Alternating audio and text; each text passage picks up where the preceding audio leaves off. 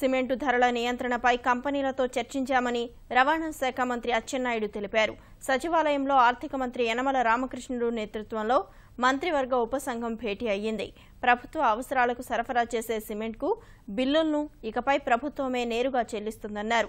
సామాన్య ప్రజలకు అమ్మే సిమెంటు ధర గతంలో చెప్పిన ప్రకారం రాష్ట్ర వ్యాప్తంగా 310 రూపాయలకి అమ్మాలని, లేదంటే కంపెనీలపై కఠిన చర్యలు తీసుకుంటామని మంత్రి హెచ్చరించారు. రవాణా ఖర్చులు ఎక్కువ అవడం వల్లే రేట్లు పెంచాల్సి వస్తోందని కంపెనీలు చెప్పాయని ఆయన తెలిపారు. రేటు తగ్గించి తీరాలని స్పష్టం చేశామని మంత్రి అచ్చెన్నాయుడు వెల్లడించారు.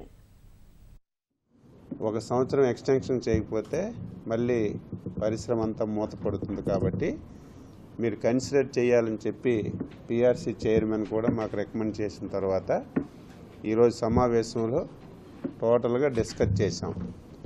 1 year ఇచ్చిన తర్వాత మూతపడినటువంటి 30 కంపెనీల్లో 25 కంపెనీలు తెరవబడ్డాయి.